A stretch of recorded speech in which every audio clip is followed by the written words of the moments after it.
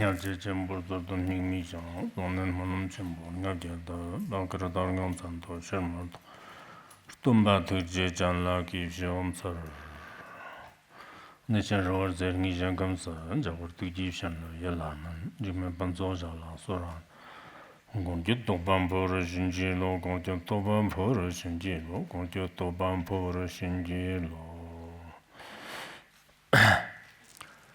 Profound and subtle Dharma is rarely encountered in eons. Now we hear and follow it. May we realize the Tathagata's meaning. To liberate beings, please generate bodhicitta before teaching.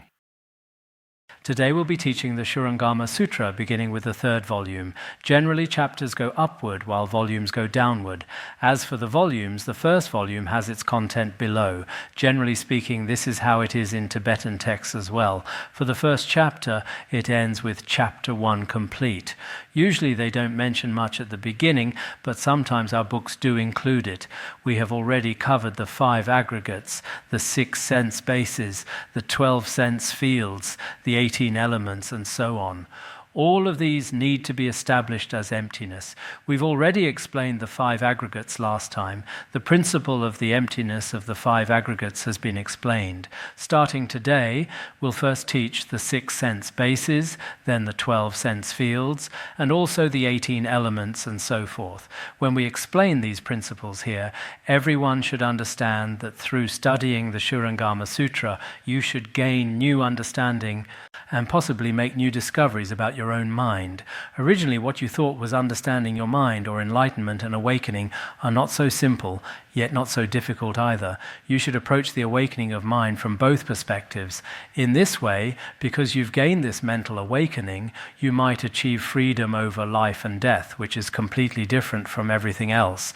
For example, like the former Zen master Foyin, some historical accounts tell us that his entire family was very proficient in traditional culture. When he was about 2 years old, he could memorize the Analects and many other texts extremely well. At about 5 years old, he could recite 3,000 poems. Later, he began studying things like the 4 books and 5 classics, and became exceptionally proficient in all traditional culture. Later, in a monastery, he had the opportunity to hear the Shurangama Sutra. After listening to the Shurangama Sutra, perhaps due to familiar karmic connections from past lives, he became extremely fond of this sutra. After this, he himself later, with his parents' consent, began to renounce worldly life and enter the path of monasticism, then began his practice. Later, through the Shurangama Sutra, he benefited countless sentient beings. When he passed away, he departed with a smile. Someone here mentioned before that they wanted to be like Zen Master Foyin, departing with a smile when dying. He passed away while smiling, sitting in meditation. Whether standing or sitting, it's not quite clear, but indeed, these great masters of the past were like this. I also hope that many of you, after listening to the Shurangama Sutra, will be like Zen Master Foyin, departing with a smile when dying, not crying. Departing with a smile would be best. But who knows? The Dharma is Dharma. People are people. Can we integrate the Dharma into our hearts? That's indeed hard to say. In principle, when we encounter such sublime and blessed Dharma, it should be possible. Of course, the key depends on whether you all can explore and practice on your own. Some Dharma friends here say, this Khenpo teaches very well, that Khenpo teaches very well, he has the flavor of practice. But when you actually go listen to them after a while, they say the teaching isn't good, that one is very good. Actually, here among us, there are individuals with particularly heavy conceptual thinking who are constantly nitpicking every day.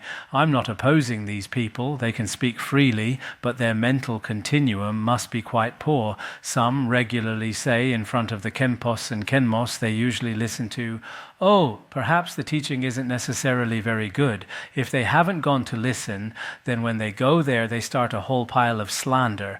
In this case, I think, not to mention the Shurangama Sutra, even the treasury of the Dharmadhatu, I feel such people definitely have no opportunity, because generally speaking, when such people listen to teachings, their bodies are constantly swaying back and forth, probably unable to sit still even for a short time. So when some of our people listen to teachings, you can tell just by looking. When reciting sutras, you can see it. And when sitting in meditation, including our current requirements for meditation practice, some are constantly moving. Really, were they monkeys in past lives or what? They're constantly moving. Those with good practice are very focused. So when we sit in meditation, if some people are constantly swaying, I hope the Dharma teachers will use something to gently tap them. That's fine. You can't hit too severely or call out names saying, "Hey, so-and-so, why do you do this every day?" Calling out names a few times in the group will help a bit. Otherwise, some people are just too much, constantly.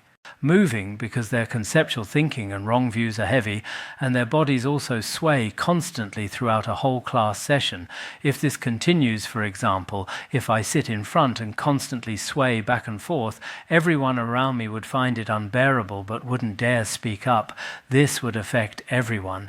In the future, I will also here now, due to time constraints, our group meditation sessions aren't very long, but whether during meditation or during teachings, if they're too much like this every day, occasionally it might genuinely be physical discomfort or something else, but some people are habitually moving around. Such people, not to mention samadhi, might not even be able to plant the basic seeds. For such people, sometimes one indeed needs to be not entirely gentle. If we're only gentle, it probably won't work, because among some people there are those who specifically, like worldly people, deliberately engage in small promotional activities privately. I hope that in our academy there won't be any promotional activities, including for me personally. If you have faith in me, just listen to the teachings well yourself. Don't use false reputation for promotion. Similarly, for any other Dharma teachers, Khenpos, Khenmos, and Dharma teachers should not send out little promotional flyers everywhere. This isn't very good either. Such habits shouldn't exist. In the future, I hope everyone will pay attention to this aspect.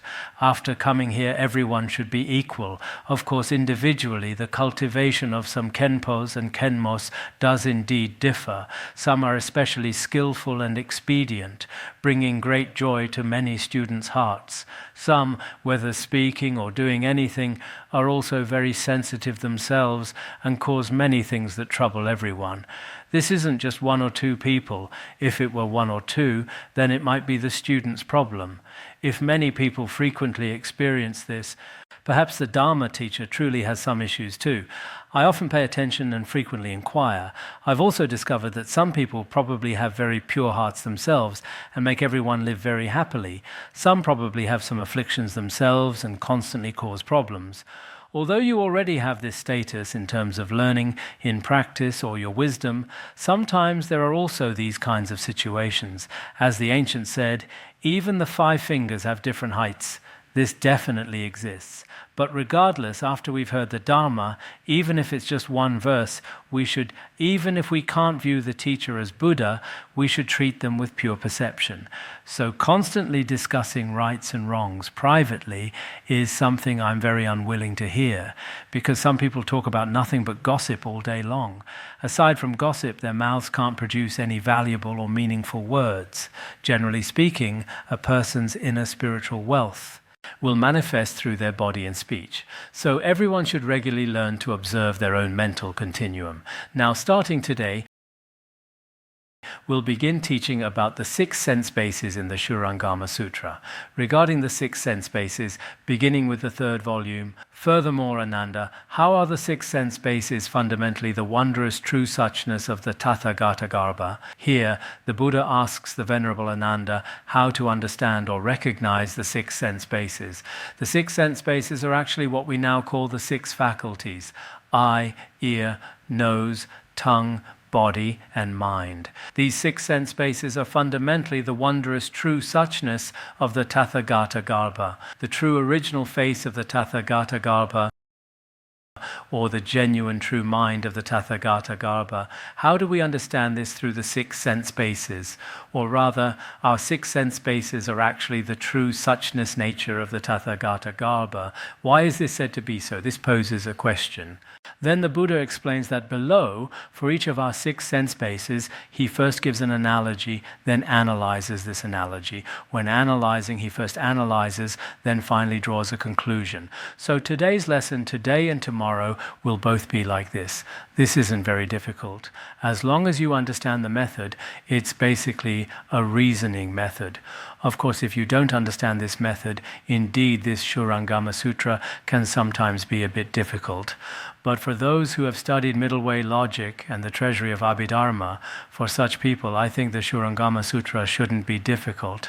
If someone has studied nothing, and only some people previously knew nothing about the 5 great treatises but want to teach the Shurangama Sutra or study the Shurangama Sutra, that would indeed probably be a bit difficult because it is highly analytical here.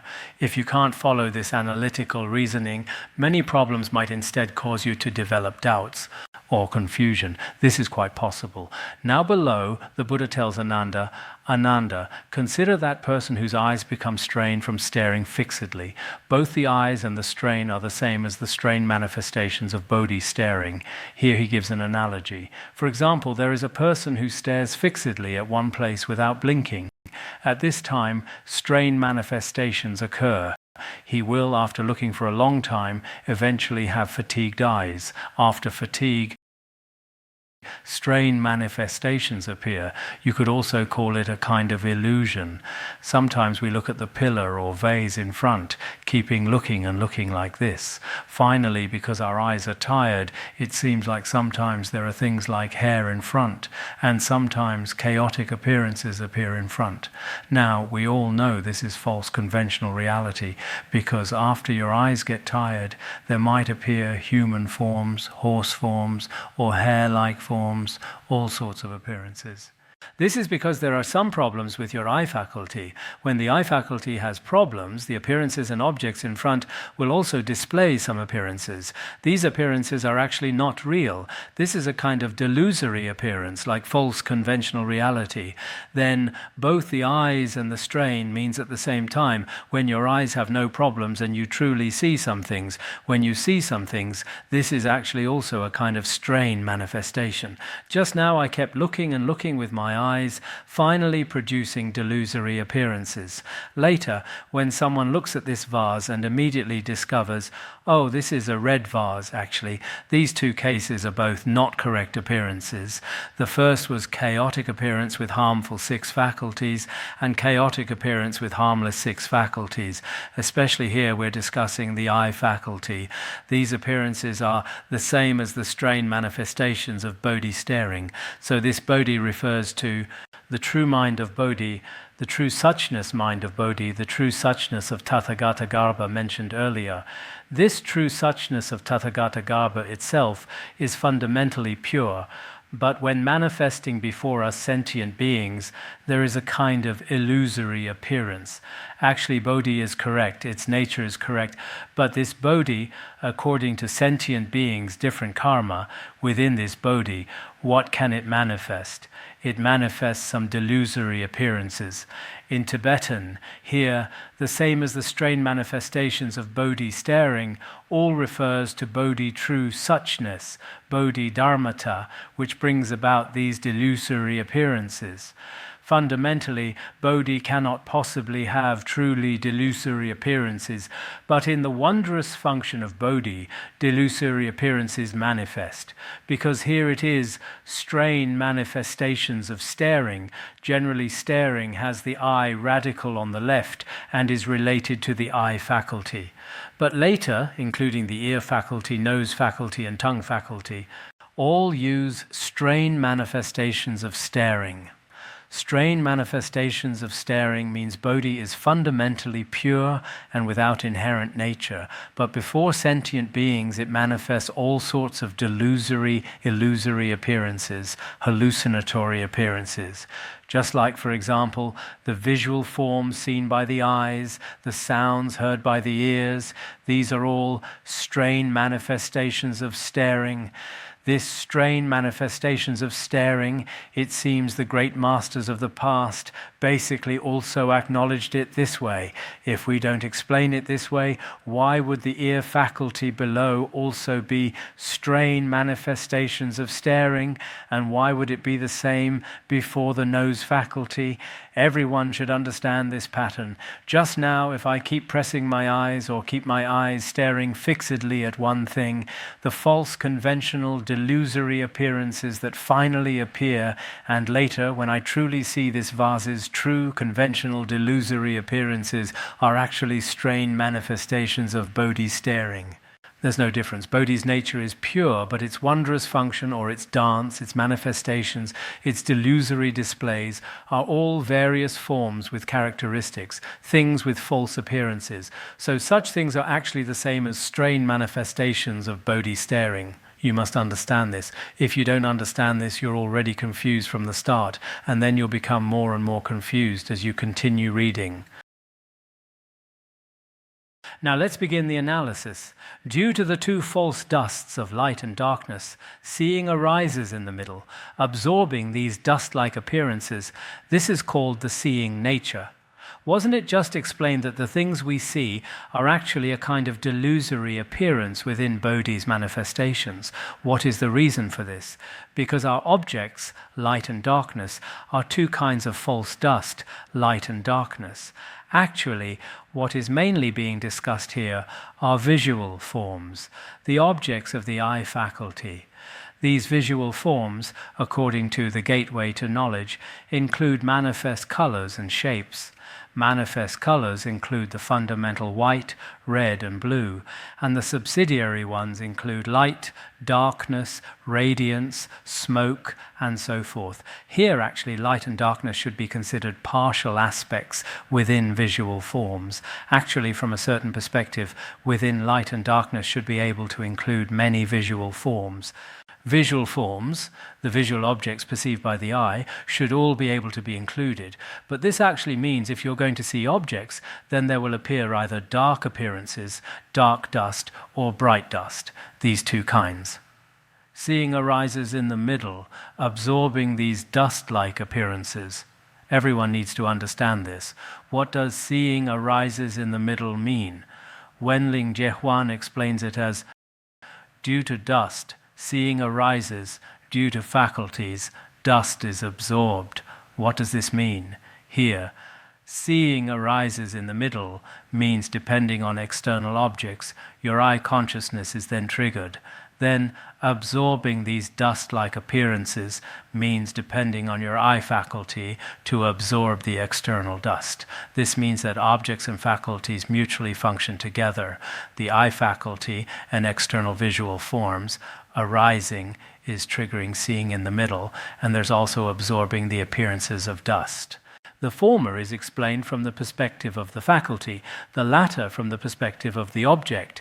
Each section below also contains both of these. So when we want to see something, one aspect depends on external dust to trigger your seeing, and there's also another aspect, depending on your faculty, to attract external dust. This is the causal relationship between these two.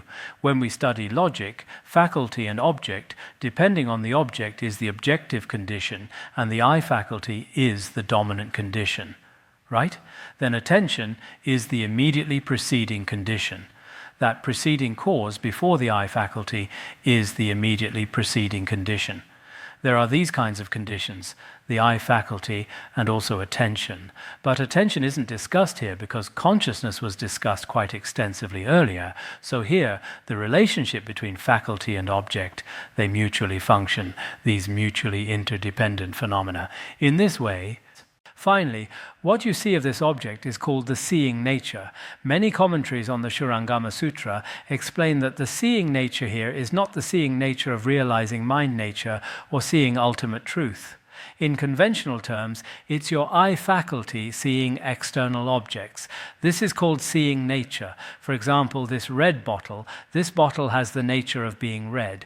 When your eye faculty sees this red bottle, this is called seeing nature. It's not seeing one's own mind nature. So after understanding this, everyone knows the method. It means depending on the conditions of faculty and object, we see the object. When seeing objects, it's actually these dust-like appearances of the object that are seen through the faculty. Actually, what we truly have, for example, according to current scientific explanations, depends on the eyeball and retina. After various conditions are complete, it goes through the brain and then we see the other. But this is rather complex.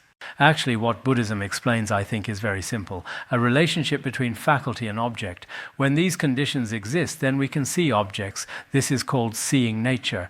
This is something everyone knows in conventional terms.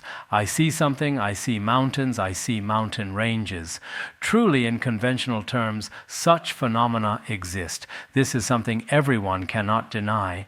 This seeing, apart from those two dusts of light and darkness, ultimately has no essence. Although we speak of such seeing, this kind of seeing actually is apart from the two dusts of light and darkness. What I'm seeing right now is merely seen within delusory manifestations. Actually, such seeing of yours, when the objects are gone, because objects are basically included within light and darkness, then actually your so-called seeing, you've never actually seen anything, ultimately has no essence. Your kind of seeing. In each section here, first a seeing nature or hearing sound is presented, then below it shows this actually cannot be established. Thus, Ananda, you should know that this seeing does not come from light or darkness, does not arise from the faculty, and is not born from space. So below, why is it said that this seeing cannot be established? The Buddha tells Ananda, each time calling his name, saying you must observe carefully. Actually, such seeing does not come from light and darkness, not from objects, nor does it arise from your faculty, your perceiver, and it's not from emptiness either. So below, our analysis of each faculty refutes from three aspects. It doesn't come from the object, it doesn't come from the faculty, and it doesn't come from the space between the two. Sometimes when we examine the mind is not outside, not inside, and not in between either. It's the same principle. Our seeing, actually, this principle is quite profound. I think many people should benefit greatly from this. Usually from beginningless time, we've felt, I've already seen such, and I hope to see something, including people you like or environments you enjoy, including our realizing mind nature. There's something truly existent. Ananda was the same. He very much wanted there to be something to see, but the Buddha explains to him, you can speak of a kind of seeing in conventional terms, but this kind of seeing indeed is not outside, not inside, and not in between. Just like when studying the Bodhicharyavatara, we also examine our true consciousness. It's not outside, not inside, and not in between. We won't even mention tantric teachings and Dzogchen, relying on the Sutrayana's own perspective, what we call every day, I see you, I want to see you, or I want to see such and such. But when truly wise people examine this seeing is not outside, not inside, and not in between.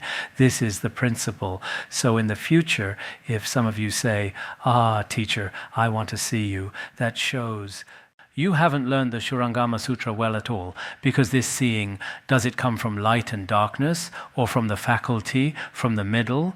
If you can't explain any of these three, then what are you seeing? Who is the seer? Who is the seen object? In that case, you're completely talking nonsense. If someone says they want to see me, I'd say go read the Shurangama Sutra. If seeing can be established, then I agree. Other than that, it doesn't exist. But is this really so? This isn't me talking nonsense. This is what Shakyamuni Buddha personally taught us. If Shakyamuni Buddha personally came to this place, other than this, there wouldn't be much else to say. So why doesn't this kind of seeing exist? Shouldn't seeing exist? All people on earth feel see. How could it not exist? Actually, true seeing in conventional terms, if you understand the principles even a little, even in the Buddha's time, there were many people who had inner seeing, genuine realization. But this kind of realization also has no inherent existence. Other than that, what we call true seeing naturally cannot be established. Some time ago, it seems like a few years ago, the father of one of our Khenpos here, who was quite close to me, when I was at home before, he often came by. He was a guest at our house, and my parents would chat with him late into the night. I heard that in recent years he probably lost his sight and couldn't see anything. Last year he sent me a message saying, "Now I can't see anything. What should I do? Even going to the bathroom requires using a rope to guide me." Then I told him, "You've already seen for so many years, you've seen everything. Now what is there to see? Just recite Avalokiteshvara's mantra well." The other day that Khenpo told me this advice was still beneficial for him. He doesn't long to see at all anymore. Indeed, I myself think this way too. For example, if I now couldn't see anything or couldn't obtain anything, in this human world, what should be seen and tasted has been experienced. So if we don't study the Shurangama Sutra, perhaps this so-called seeing isn't all that important either. Everyone should probably have this kind of mindset. When examining from the ultimate perspective, indeed seeing doesn't exist. Today we can also establish this conclusion. Generally in tantric teachings, especially in the empowerments of the Nyingtik Yabji, seeing, hearing, awareness, knowing, and form, sound, smell, taste, touch, all have representations. What we touch, see, smell, everything is there. Pleasant fragrances, foul odors, everything is there. These are taught in tantric teachings. Let us also take a look. This time when I teach the Shurangama Sutra, it still contains a little nourishment from tantric teachings. The other day I said just a little bit. Let me try it. If we take some information from tantric teachings and give it a little nourishment, a little decoration, then it has even more of that feeling. Originally it already looks quite good, but with a little makeup it looks even better. If a person doesn't look so good, I don't know how makeup would work. It might be okay too. Now the Shurangama Sutra below is already quite good originally, and then we add tantric teachings and some principles of observing mind nature. That's very good. It asks, why doesn't it come from objects? Doesn't come from faculties? Doesn't come from emptiness? Why is this so? Below begins the analysis. If it came from light, darkness would immediately cease, and you should not see darkness. If you say this seeing nature, the things that are seen come from light, external objects are like daylight under sunlight coming from light, is this definite? If you say it's definite, then darkness would immediately cease accordingly. Immediately following this existence of light, it would already be destroyed. In that case, throughout all of history, there should not be any situation of seeing darkness. But the facts are not like this. For example, we see light during the day and see darkness at night. The facts are not like this. Now, if the other party says, what I'm saying is that this seeing doesn't come from light alone, it comes from both light and darkness, in that case, the other party cannot be satisfied because you need to have something truly existent to establish it definitively. If we have something merely imputed, falsely arising from dependent origination, the Shravakayana doesn't accept that either. Here we want to establish a true cause and effect. That becomes very complex and they can't accept it. This is the first aspect. If it came from darkness, light would immediately cease. If you say it comes from darkness, then the light of the object would immediately perish. Thus there should be no seeing of light. Then seeing light should never exist. But the facts are not like this either. There are also these kinds of bright objects. So through these two methods, understanding seeing from objects is unreasonable. Everyone should understand this. On the surface it might seem somewhat unclear, but actually there's a very profound principle within. If we truly had something that sees, it could only come from objects. As for objects, they are nothing other than darkness and light, either relatively dark things or bright ones. You could also say there are none. In that case, which one does it actually come from? You cannot determine this. There's no truly existent thing. So if you can't answer the first question, if it arises from the faculty, if such seeing nature is produced from the faculty, here mainly the eye faculty, then if your seeing nature is produced from the faculty, there must be no light or darkness. It could never depend on the light and darkness of objects, but the facts are not like this either. How could a single faculty alone be able to see? There's no way. If I see a pillar, if there were no pillars under conditions of darkness and light, with just my eye faculty alone, what would I see? I couldn't see anything. The second option is not accepted. This is examination from the perspective of the perceiving faculty. Thus, such seeing essence fundamentally has no inherent nature. Through the above examination of objects and through the above examination of the perceiver, examining from both the grasping and grasp perspectives such seeing essence. This seeing essence is not the seeing essence of realizing mind nature, it's also our ordinary conventional seer. Such seeing is fundamentally unborn. We've just finished examining objects and faculties above. So if it's not produced from objects and faculties, then is it produced from space? If it arises from space, when it first observes dust-like appearances, it should return to see the faculty. If you say this seeing is produced from the space in between, that won't work. The dust-like appearances you see in front actually are. If seeing comes from space, then these dust-like appearances, these forms that are seen, originally came from space. Where they come from, they must finally return to. Finally, when it returns, it should still be able to see the eye faculty, see the faculty, see our faculty. But the facts are not like this. A seeing comes from space, then after it finishes seeing, after it performs this function, when it goes back it looks at my eyes again, or when it first comes out it first looks at the eyes, then sees objects. That's impossible. So this seeing is not produced from space. Also, if it's produced from space, there's another fault. Moreover, if space itself sees, what relation would this have to your sense faculty? If you say seeing comes from space, then in that case, space itself can see visual forms. In that case, your eye faculty, your eye sense space, what necessity would your eye faculty have? What relationship would it have? No relationship at all, because space itself can see. If it can see, then your eye faculty has no purpose. For example, when we chop firewood, if other things can chop wood, what use is the axe in your hand? It would be useless. When you write, if you don't use a pen but something else writes, then the pen in your hand is also useless. Originally, our eye faculties are for seeing things, but if space can see everything, if it can see by itself, then your eye faculty has no function at all. So such an explanation is really unreasonable. Therefore, you should know that the eye sense space is illusory, fundamentally neither caused by conditions nor arising naturally. So what is the final conclusion? Therefore, Venerable Ananda, you should know that your eye sense space is actually illusory. It is not fundamentally existing, produced from conditions, nor is it fundamentally non-existent, produced from conditions. It is not produced naturally, nor is it produced unnaturally. In this way, of course, there is a conventional imputation. Seeing things through dependence on the eye faculty exists, but this is not truly existent.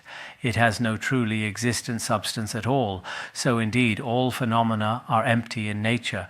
Previously, we always thought, my eyes see something. But when you examine like this, when your eyes see, does the object see it, or does the eye faculty see it, or does space see it?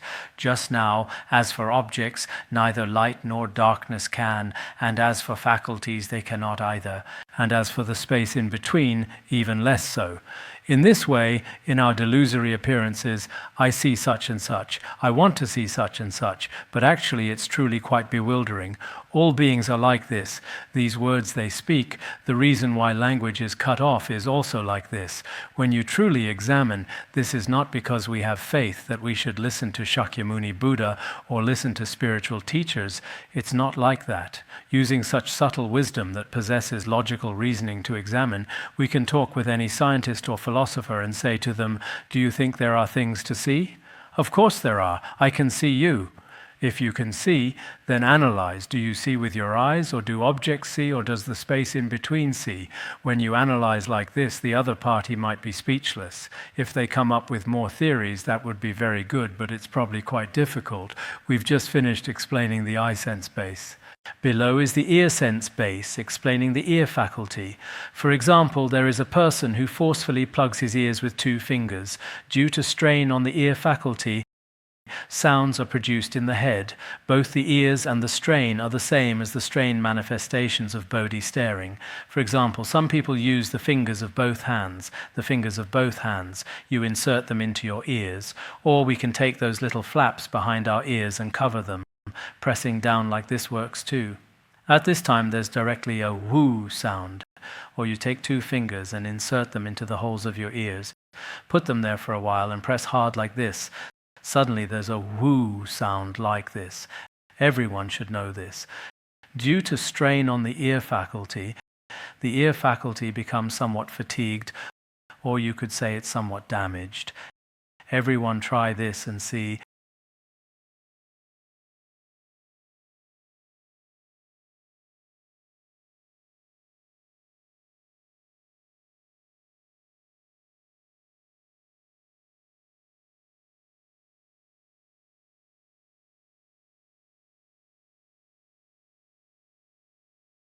So this sounds are produced in the head, produces the whoo sound we just discussed. But actually this whoo sound is completely a false conventional reality, because ears can hear sounds from outside. Why is it that when I block the inside, there's a sound inside? This is very strange. This should be called a kind of false causation. Originally, just now in our shrine hall, where was there any hoo-hoo sound? But individually, because of this reason, depending on this kind of condition, this hoo-hoo sound arises. But the hoo-hoo sound is actually a kind of false conventional reality. This, together with both the ears and the strain, the sounds our ears truly hear from outside, are also a kind of strain manifestation. These two, the false conventional and true conventional sounds that are heard, are the same as the strain manifestations of Bodhi staring. In the nature of Bodhi, fundamentally none of these exist, but they appear as existent before sentient beings. These are illusory, delusory strain manifestations that are exactly the same. Whether it's falsely heard sounds or truly heard sounds, actually, in their essence, they don't exist. This is a kind of wondrous function of Bodhi, or Bodhi's dance, or a kind of illusory appearance of Bodhi. It should be like this. Why is this so? Due to the two false dusts of movement and stillness, hearing arises in the middle, absorbing these dust-like appearances. This is called the hearing nature.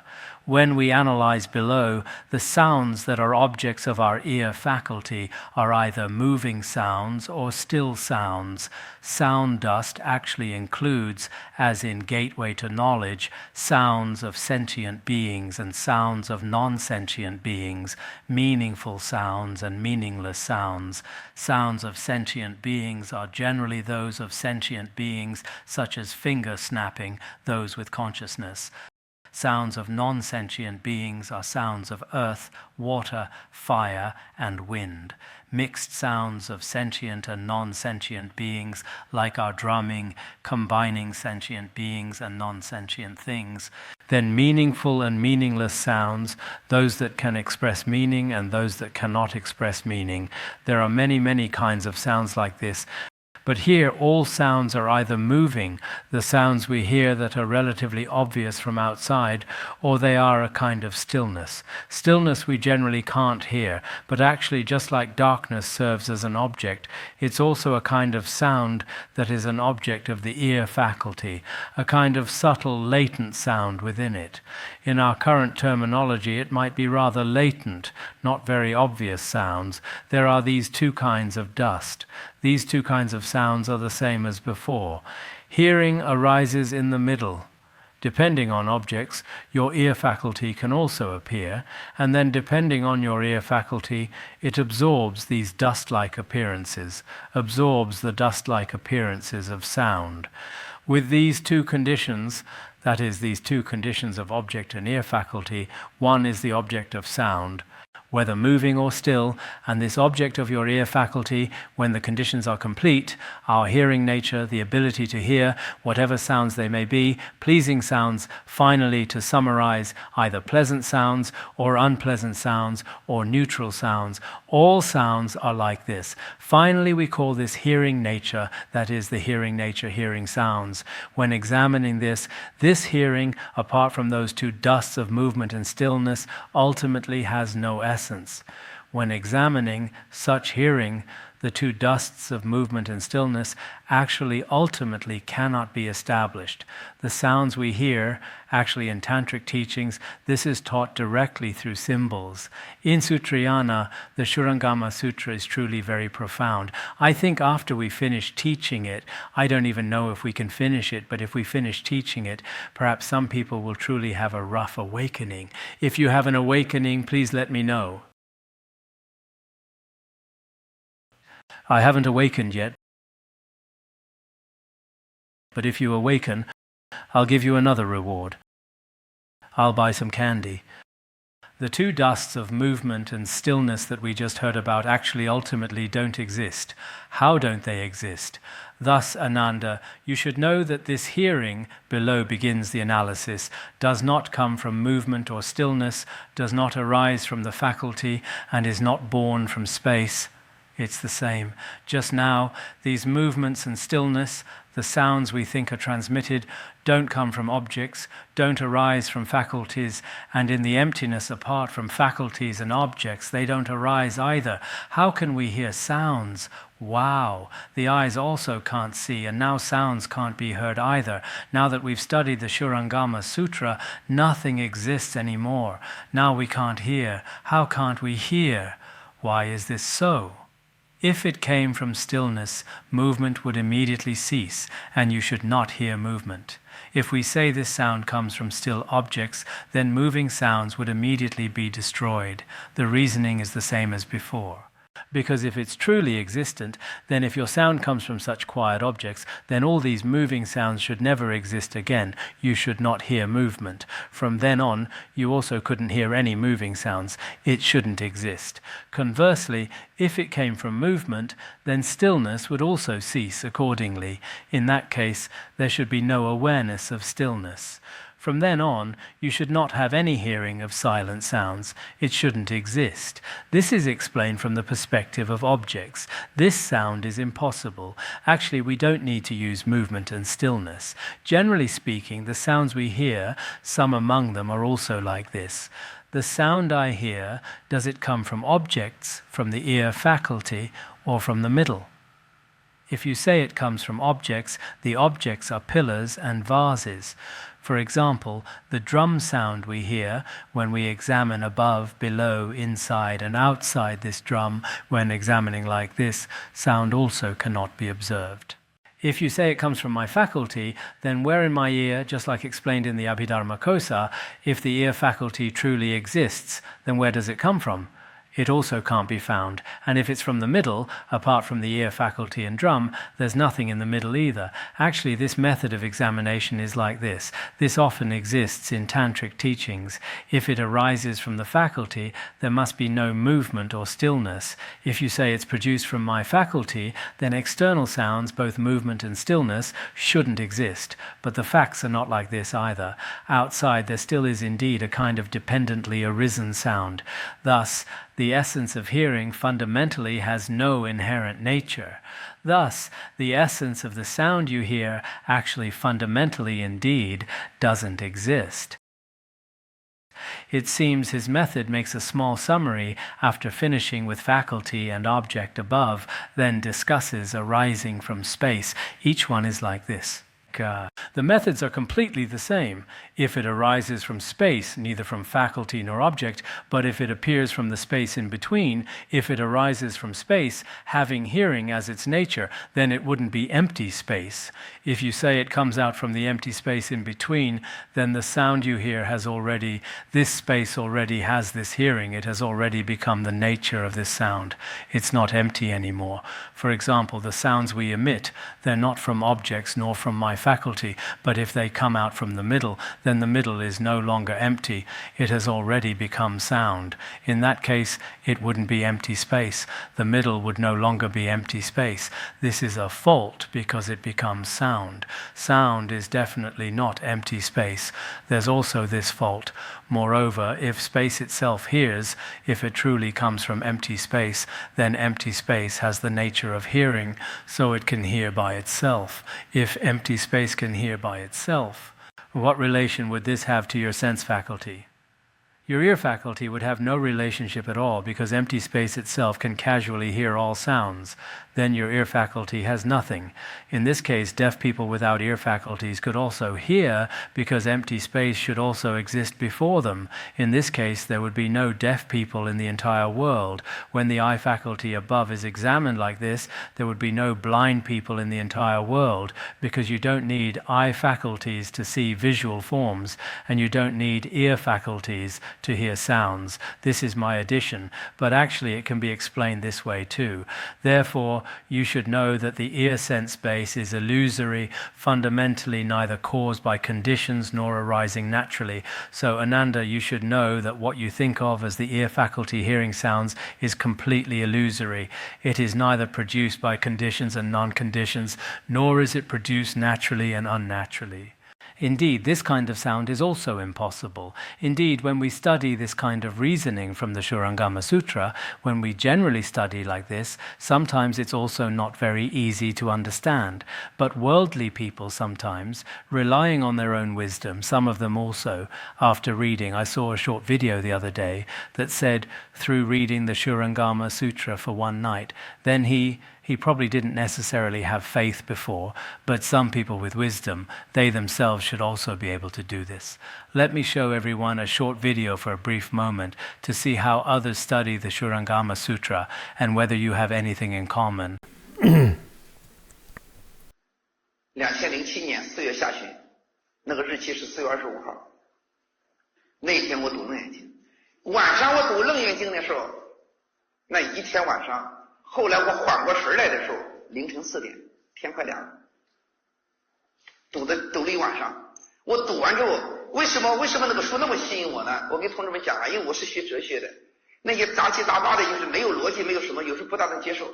但是我原来对佛教的看法，我跟你们说了，我其实并不了解中国，但是那个书一下子把我带进去了。为什么？它有全世界最严格的逻辑和学术的依据，一环紧扣一环，把我带进去。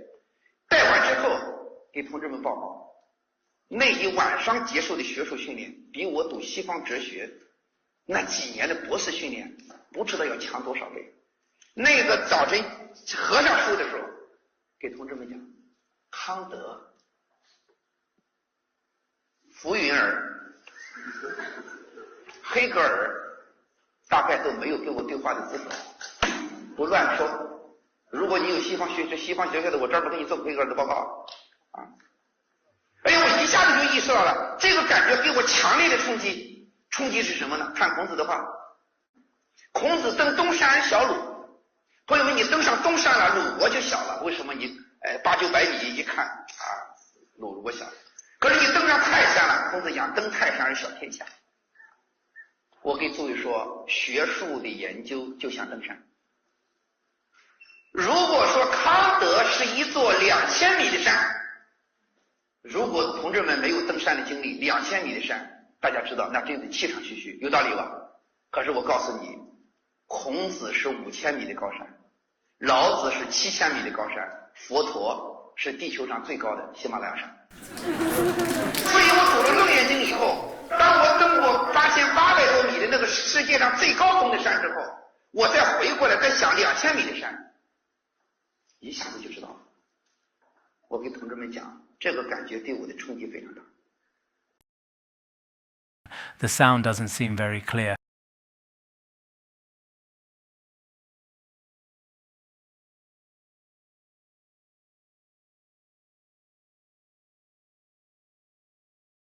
It's okay, right? He read it in one evening. Others still have pretty good wisdom. We've studied for such a long time, and still some people, not to mention the content, can't even understand the literal meaning. Others knew in one night that Shakyamuni Buddha's wisdom is supreme. This is what they said, not what I said. Below, let's explain another one. Let's explain this one and then we can finish. This one isn't difficult either. Below it says, Ananda, for example, there is a person who forcefully inhales through his nose. After inhaling for a long time, it becomes strained and he smells a cold sensation in his nose. What this means is if some people inhale for a long time, sometimes when we have physical examinations, inhale, exhale, just like this. I do this many times every year. Sometimes when dreaming at night, inhale, exhale, relax. Here we inhale through the nose like this, don't exhale it. When continuously inhaling, you feel inside your nose, though originally this can't be possible. There seems to be a very cold sensation. Right. At this time, because after a long time, that nose faculty becomes fatigued, and finally there appears in the nose the smell of a rather cold sensation. When each of us tries this, we can all feel it. Actually, this is false conventional reality. Everyone knows that originally there's usually nothing cold inside the nose, but after you inhale like this, when inhaling like this, it seems like there's a piece of cold substance in the nostrils. Actually, this is false conventional reality, an inverted delusory appearance. Then some others below is an analogy of true conventional reality. The previous few didn't have this. I don't know if the later ones have it. Due to contact and discrimination, there are openness, blockage, emptiness, and fullness, and thus even various fragrant and foul odors. So through such reasons of contact and discrimination, openness, blockage, emptiness, fullness, and even fragrances and foul odors. This should be true conventional reality, usually due to such sensations. Because of openness inside the nose, due to openness, there seems to be an empty, spacious feeling. Because sometimes when we have a cold, the nose is somewhat blocked. When blocked, there's a solid substance inside. It feels like this. Also, through your nose faculty, you can sense this is a flower with a particularly fragrant scent, or this is the smell from a toilet or something else, a particularly foul odor. Now, these actually, here, both the nose and the strain, both the nose and the strain, might be somewhat different from before. If all of these were false conventional reality, it wouldn't seem quite reasonable, because after contact, indeed, foul odors and fragrances are things from our reality, truly true conventional experiences. So then the cold sensation above and the others from our daily life that we often smell, actually these smells and odors we smell, these are actually completely strain manifestations of Bodhi staring.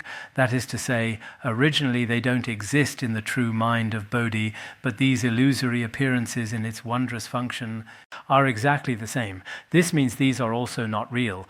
Whether it's your nose's extremely delusory, inverted appearances after inhaling like this, or those from our ordinary daily life that we can smell or sense, actually all of these are not real. They are a kind of dance of the true mind of Bodhi, or a kind of delusory appearance of it. Why is this so? Due to the two false dusts of openness and blockage, smelling arises in the middle, absorbing these dust-like appearances. This is called the smelling nature. Here, smelling actually should mean sense here, not like hearing sounds above, due to the two false dusts of blockage and openness, because in your nose, if you want to receive these objects, then it's either open or blocked. Here, openness and blockage are actually the dust objects of this nose faculty. In our gateway to knowledge and these texts, good smelling, bad smelling, neutral, form, sound, scent. As for scent, I remember it's not divided into many categories. All good, bad, and neutral ones, well, actually these are all dust, these false dusts. Depending on objects, your faculty is produced, and then depending on your faculty, you absorb the dust from the other side. In this way, finally, smelling these scents, this smelling nature, whether good smelling or bad smelling, or good things or bad things, these scents that your nose faculty can perceive, conventionally, it's indeed like this, but actually, all of these are false. This smelling, apart from those two dusts of openness and blockage, ultimately has no essence. Actually, such smelling is also, here, smelling is different from the hearing of the ear faculty above. Here, it should mean smelling. The essence of such smelling. Actually, the essence of the two dusts of openness and blockage cannot possibly exist. Below is the same analysis. You should know that this smelling does not come from openness or blockage, does not arise from the faculty, and is not born from space. The same, it doesn't come from objects, doesn't come from faculties, and doesn't come from space. Why is this so? If it came from openness, then blockage would immediately be gone, and this kind of smelling of blockage would immediately be gone. If our objects come from openness, then from now on, blockage would never exist. In that case, how would you know blockage? In our daily life, when our nostrils are blocked today, they're not open inside. Actually, at that time, it also smells this blockage, a kind of solid substances scent, just like the explanation of eyes seeing darkness. There shouldn't be such a thing. If due to blockage exists, then openness would have no smelling. If blockage exists, then openness wouldn't be possible. If this is the case, how would you discern various fragrances and foul odors and such sensations? If truly openness doesn't exist, just now if there's blockage, then openness is gone. If openness is gone, we often say we smell. This fragrance today smells so good. This flower smells so good. As if contacting a scent, wow, it smells so bad today. What is that? Sometimes, wherever we go, there are fragrances and foul odors. If blockage were the object, where would fragrances and foul odors come from? There couldn't possibly be such scent contact. This is examination from the perspective of objects. If it arises from the faculty, it's the same as above. If you say it's produced by the nose faculty, then external openness and blockage, or fragrances and foul odors, shouldn't exist anymore, because all your perceptions can rely entirely on the faculty. Then they wouldn't be needed. Thus, such smelling faculty fundamentally has no inherent nature. Here there's also a small summary. Such smelling of sense, fundamentally also has no inherent nature. This is examination from the perspectives of objects and faculties above. It's also the same. If it arises from space, this smelling should itself return to smell your nose. If you say such smelling arises from space, not from the nose faculty, not from objects, but from space, if it arises from space, you should smell by yourself. Here it's smelling sense. Sometimes we can also say smelling sense. If you smell sense, if space itself can smell sense, it can also smell the scent of the nose. Whether the nose faculty smells good or bad, it can also smell the nose faculty like this. Also, if space itself has the ability to smell, what relation would this have to your sense faculty? What use would your nose faculty have? Because space itself can smell. The examination is the same. Therefore, you should know that the nose sense space is illusory, fundamentally neither caused by conditions nor arising naturally. It's the same. Our nose faculty, actually everything it manifests that is smelled or everything that is sensed through smell, all are false. They are neither produced by conditions and non-conditions, nor by natural and unnatural causes. We often say all phenomena are like space, including what we see today, what we hear, and what we smell. If all these don't exist, and tomorrow if the remaining three also don't exist, we won't constantly crave delicious food, beautiful music, beautiful things, and so forth. If there are truly sharp individuals, through this method they'll understand, oh, so the Buddha said, no eyes, ears, nose, tongue, body. Oh, this is the reason. Originally they just said, no eyes, ears, nose, tongue, body. How can there be no eyes, ears, and nose? I have them. Look at my big nose. My eyes are also neither big nor small, and my tongue is long, and so on. But actually the Buddha isn't saying that not even this bit exists. That's not what it means. Therefore, such a principle is explained here. All right, today's teaching of the Shurangama Sutra ends here. Sonandai tamsa thobaya tonai jana pase jirgana jirano chubai chupun sonen dra bandangara badma sodargye bandangara badma sodargye bandangara badma sodargye